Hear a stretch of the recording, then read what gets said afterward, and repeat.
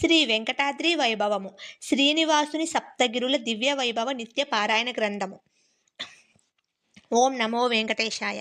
స్వామివారి యొక్క వృషాద్రి కొండ పార్ట్ 1 పార్ట్ 2 వీడియోలు అప్లోడ్ చేసేసాము, అందరూ చూడండి. అలాగే ఇప్పుడు పార్ట్ 3.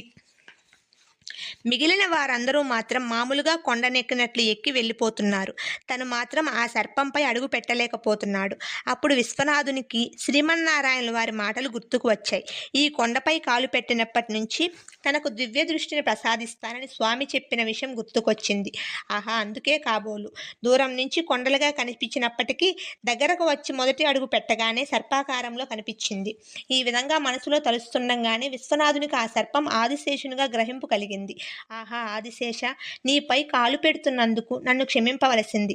శ్రీమన్నారాయణ వారికి ఆప్తుడవు, ప్రథమ భక్తుడవు అయిన నీపై కాలు మోపడం మహానేరం. సామాన్య కొండ రూపంలో దర్శనమిచ్చి నన్ను అనుగ్రహింపవలసింది. నీపై కాలు మోపుతున్నందుకు నన్ను క్షమించవలసింది.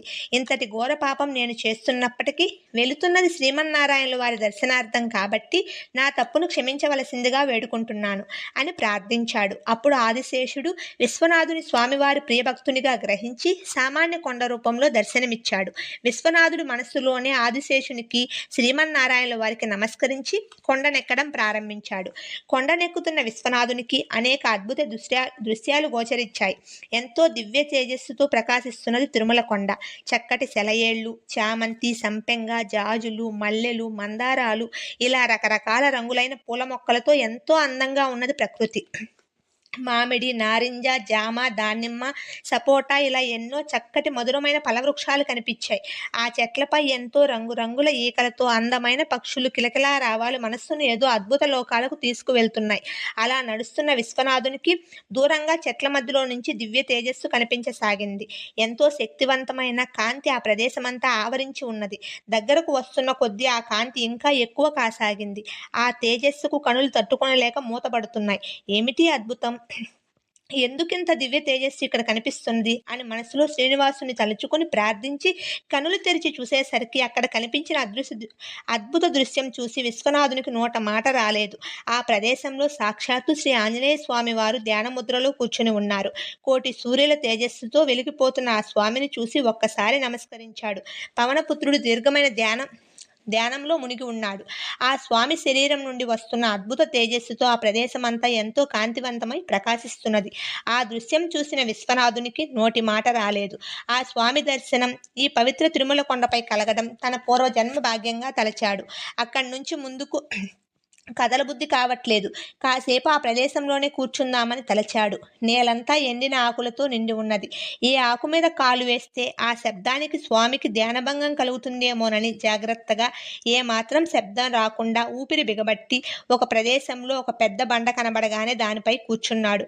కనులు మూసుకొని హనుమంతుణ్ణి ధ్యానం చేయసాగాడు. ఆ విధంగా ధ్యానం చేస్తున్నప్పుడు విశ్వనాథుని శరీరం అంతా ఎంతో తేలికగా అనిపించింది. ఏదో దివ్యలోకాల్లో తేలుతున్నట్లు భావన కలిగింది. సాక్షాత్తు మారుతియే అక్కడ ధ్యానముద్రలో ఉండుట చేత ఆ ప్రదేశం అంతా దివ్య తరంగాలతో నిండి ఉన్నది. ఇలా కనులు మూసుకొని దీక్షగా పవనపుత్రునికి ఎక్కడ భంగం కలుగుతుందో అని భావిస్తున్న విశ్వనాథునికి ఎవరో పిలిచినట్లయింది. నెమ్మదిగా కనులు తెరవగా శ్రీ ఆంజనేయ స్వామి కనులు తెరిచి తనను విశ్వనాథ, కుశలమా అని పిలవడం వినిపించింది. అంతే, ఆ పిలుపుకు విశ్వనాథుని తనువు పులకరించింది. స్వామి ఆంజనేయ, మహానుభావ, నీకివేనా నమస్కారములు. ఎన్నో జన్మల తపఫల చేత గాని, ఎన్నో జన్మల పూజల ఫలితం గాని, ఎన్నో యజ్ఞయాగాదుల వలన గాని సాధ్యం కాని నీ దర్శన భాగ్యం నాకు అనుగ్రహించినందుకు నేనెంతో కృతజ్ఞుడును. నన్ను మించిన అదృష్టవంతులు మరెవరు ఉంటారు తండ్రి. నన్ను కరుణించి నీ దర్శన భాగ్యాన్ని, అది తిరుమల కొండపై అనుగ్రహించినందుకు నా ఆనందానికి ఎల్లలు లేవు. స్వామి నీకు జయముగాక. అల్పుడనైన నేను నీ ధ్యానాన్ని భంగపరిచినందుకు నన్ను క్షమింపవలసిందని వేడుకున్నాడు. మిగిలిన కథ పార్ట్ 4 రేపటి వీడియోలో అప్లోడ్ చేస్తాను. అందరూ ఛానల్ సబ్స్క్రైబ్ చేసుకొని సపోర్ట్ చేయండి. శ్రీ లక్ష్మీ శ్రీనివాస్ కటాక్ష సిద్ధిరస్తు. సర్వే జనాభ సుఖినో భవంతు. శ్రీ వెంకట